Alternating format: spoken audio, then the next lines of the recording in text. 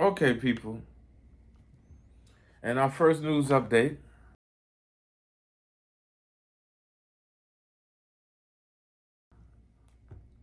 being brought to us by Leafly. What the fuck is the New York Times problem? I'm pretty sure this is not good.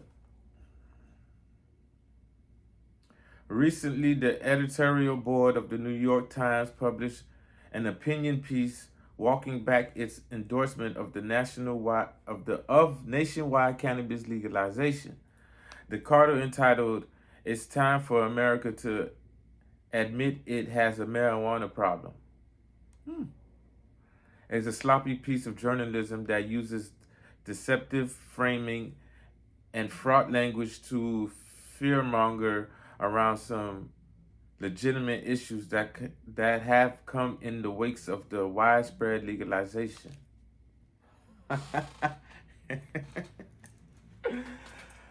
Oh, fasten your seatbelt, folks. It's about to be a bumpy ride.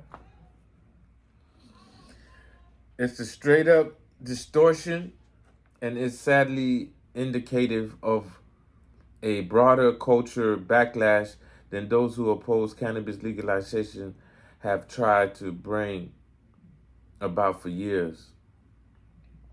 The op comes out the heel of the most significant challenges to ending the prohibition of cannabis since states first began to legalize recreational use.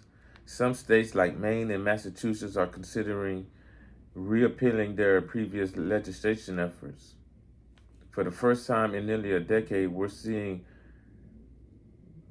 polling that shows the numbers of Americans who support legalization is going down. To be clear, the vast majority of Americans are in favor of legalization. In these states, initiatives are almost certainly doomed.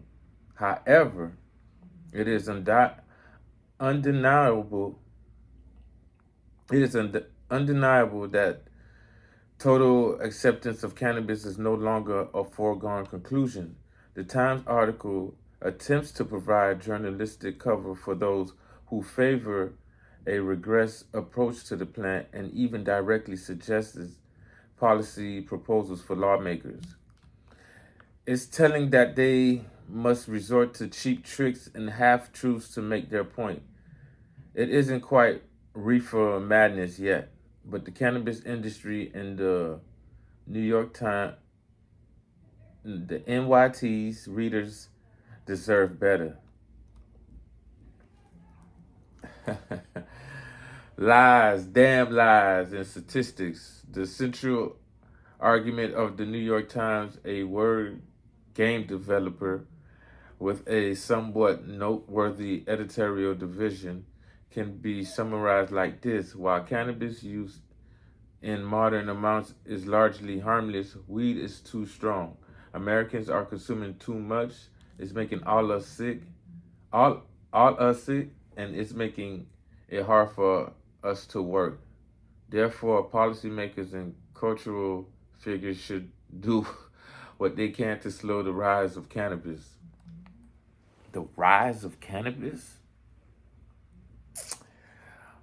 Damn. The Times have a few good points. Of course, anyone in the industry will tell you that the THC inflammation is a very, very real thing. The possible increased risk of mental health impacts when consuming THC in, ex- in excess is worthy of further study. However, the Times uses this honest framing around the issues in order to make the problem seem significantly worse than it is.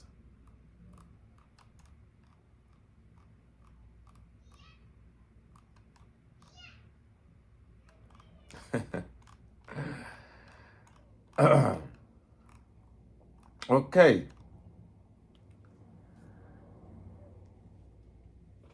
New York Times.